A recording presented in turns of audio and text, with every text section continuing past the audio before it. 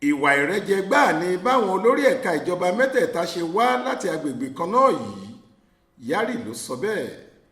Gómìnà ìpínlẹ̀ Zamfara nígbà kan tó ti di sẹ́nẹ́tọ̀ tuntun tó ń ṣojú àwọn èèyàn ẹkùn ìdìbò ìwọ̀ oòrùn Zamfara báyìí, Abdulaziz Yari ti sọ pé ìwà ìfọbọlọ́ni àti ìrẹ́jẹ pátápátá ló jẹ́ sáwọn èèyàn apá àríwá orílẹ̀-èdè yìí, bó ṣe jẹ́ pé agbègbè kan náà ìyẹn ìhà gúúsù orílẹ̀-èdè yìí ní gbogbo àwọn olórí ẹ̀ka ìjọba mẹ́tẹ̀ẹ̀ta ìyẹn ti ààrẹ, ti aṣòfin àti ti ètò ìdájọ́ ti wá.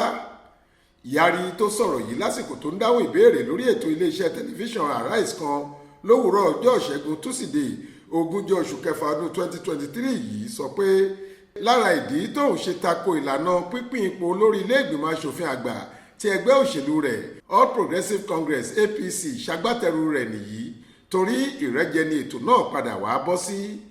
Ẹ ó rántí pé Godswill Akpabio, gómìnà ìpínlẹ̀ Akwa Ibom tẹ́lẹ̀ rí, ní ẹgbẹ́ òṣèlú APC fà kalẹ̀ láti dupò lórí àwọn aṣòfin àpapọ̀. Ọkùnrin náà ló sì wọlé lọ́sẹ̀ tó kọjá yìí.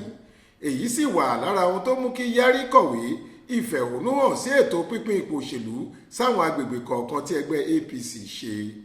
Ní lọ́wọ́lọ́wọ́ yìí, Bọ́lá Tinubu, ààrẹ ilẹ̀ wa àti olórí ẹ̀ka ìṣèjọba wá láti Èkó tí í ṣe agbègbè gúúsù, Olúkáyọ̀dé Aríwọlá tí í ṣe adájọ́ àgbà àti olórí ẹ̀ka ètò ìdájọ́ wá láti ìpínlẹ̀ Ọ̀yọ́ tí í ṣe agbègbè gúúsù. Bákan náà sì ni Godswill Akpabio, olórí ilé ìgbìmọ̀ aṣòfin àgbà l'Àbújá ìyẹn sẹ́nẹ̀tì, wá láti ìpínlẹ̀ Akwa Ibom tí í ṣe ìhà gúúsù bákan náà.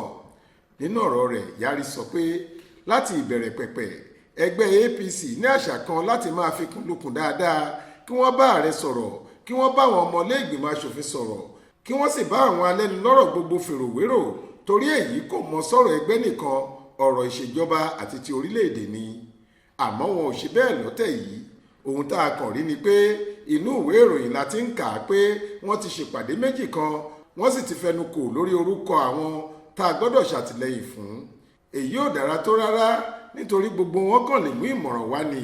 Àwọn ọmọ ilé ìgbìmọ̀ aṣòfin fúnra wọn nìkan ni òfin orílẹ̀-èdè yìí fún láṣẹ láti yan àwọn adarí wọn bó bá ṣe wù wọ́n. Ẹgbẹ́ lè pín ipò síbì kan, àwọn aṣòfin lè láwọn ò faramọ́. Ó dá èyí náà ẹ wò ó.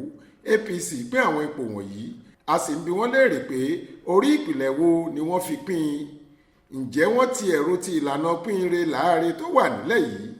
Báwo ni ààrẹ, adájọ́ àgbà àti alága àwọn aṣòfin yóò ṣe wá láti ibì kan náà? Ọ̀yọ́ ni adájọ́ àgbà ilẹ̀ wa ti wá, Èkó ni Tinubu ti wá, Akpabio sì wá láti Akwa Ibom. Nígbà kan náà, ẹ tún wò ó, ẹni tó kàn láti gba ipò lọ́wọ́ adájọ́ àgbà yìí, ìhà gúúsù ìwọ̀ oòrùn lòun náà ti tún jáde. Yari ní ètò tó ní kọ́nu-kọ́họ nínú ni bó ṣe wà yìí, ìrẹ́jẹ ló sì jẹ́ fáwọn èèyàn agbègbè òkè ọya orílẹ̀-èdè yìí.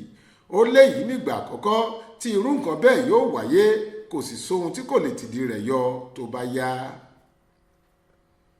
Faith Adébọ́lá ló ń jábọ̀ ròyìn fún iléeṣẹ́ tẹlifíṣàn Aláròye online.